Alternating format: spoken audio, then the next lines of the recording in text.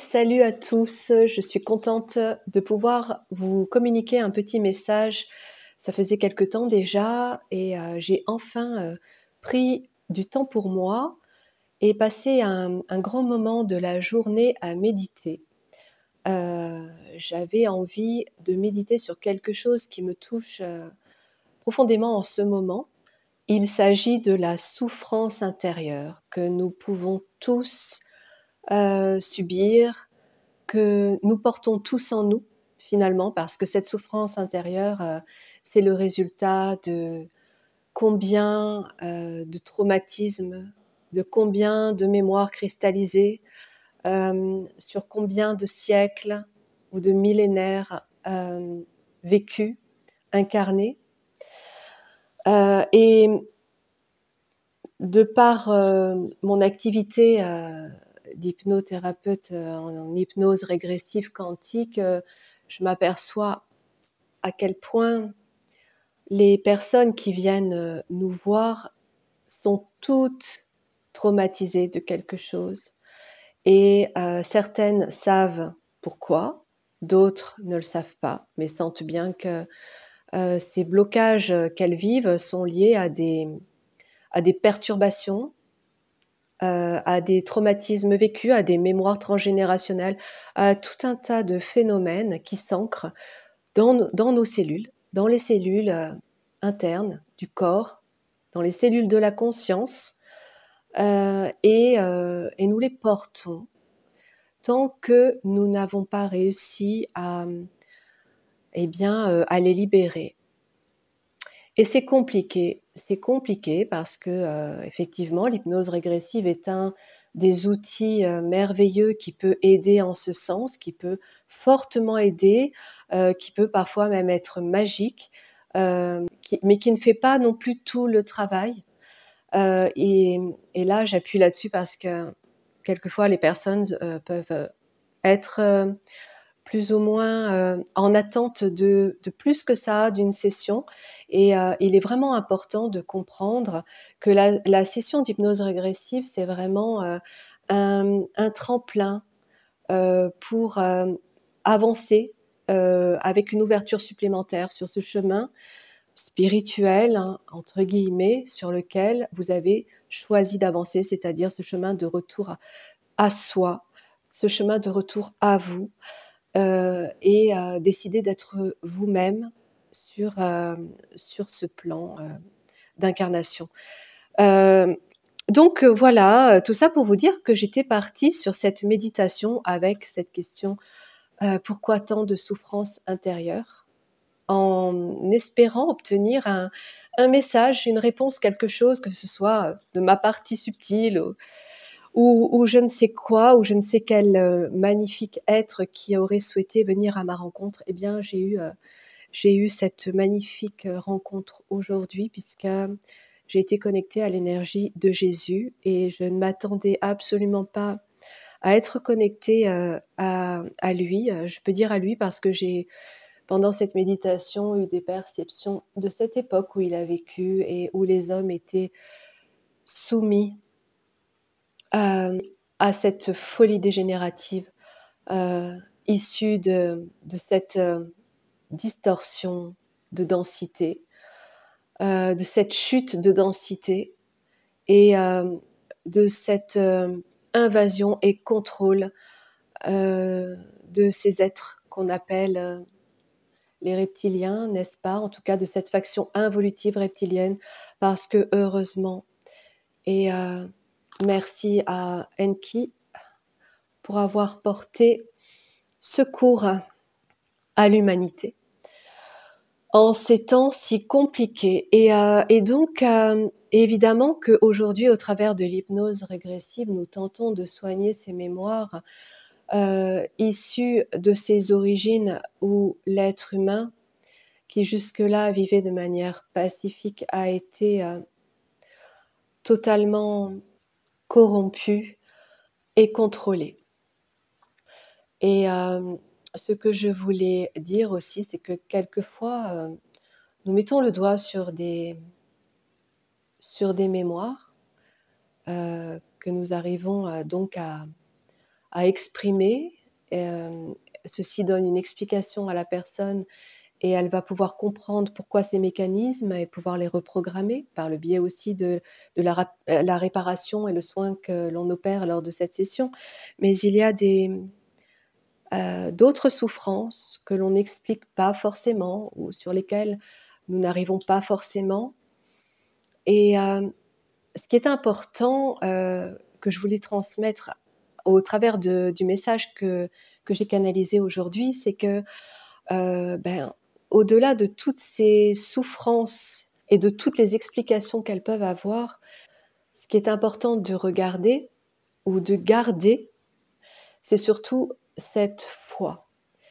Et avant tout, la foi en soi, croire en soi, se détacher de toute croyance dogmatique ou limitante. Et la seule croyance que l'on peut garder, c'est la croyance en soi et savoir que l'on est bien autre chose que ce que l'on incarne ici sur Terre.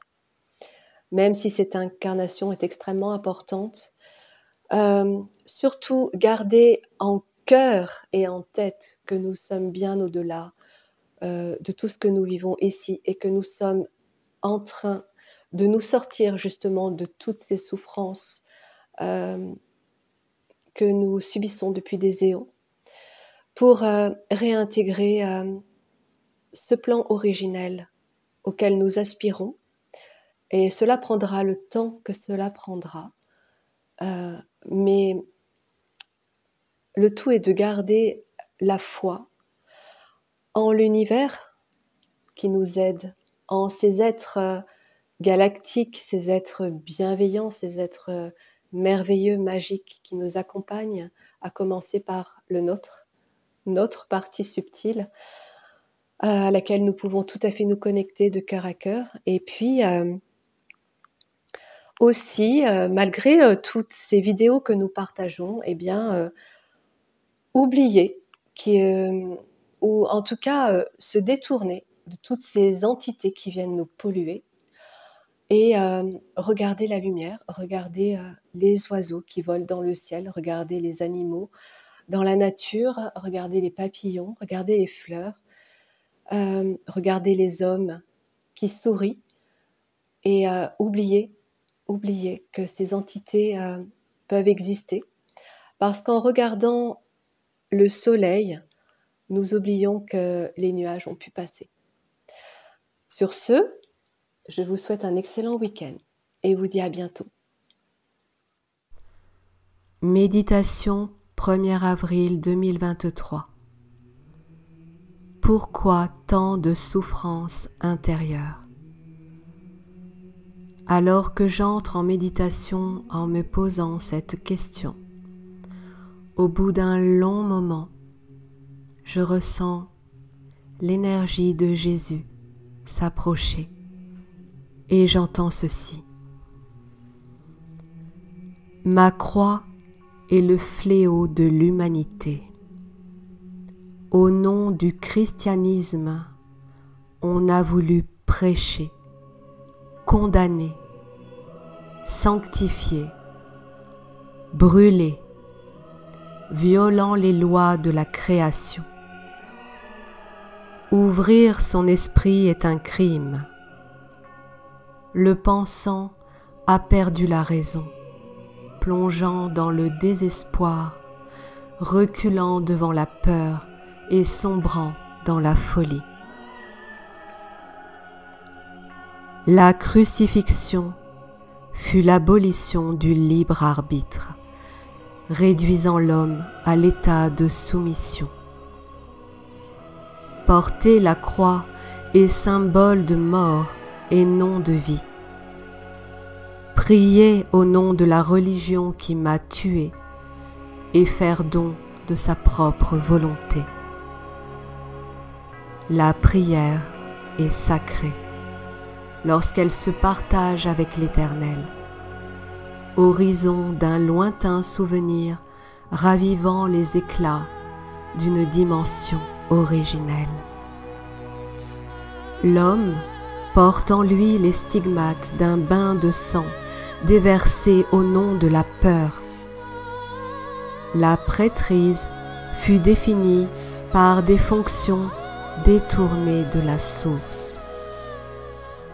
Je ne blâme pas l'homme qui m'a sacrifié. Mon passage éphémère a aussi laissé l'empreinte d'un message universel, celui de la libération au-delà du corps, celui de la délivrance au-delà de la mort, celui de l'espérance au-delà de la peur. Cette empreinte est en chacun de vous, tout autant que les stigmates de la désillusion. La mort n'est pas éternelle, seule la vie l'est. Alors que l'aube d'un nouveau jour est en train de naître, croire en votre éternité est le fruit de la corbeille que vous vous offrez, vous délivrant des chaînes de la terreur et de la souffrance, laissant pointer les rayons de la nouvelle humanité. En votre cœur, je suis et je resterai, ami fidèle, porteur d'amour et de loyauté, celui qui demeure le messager.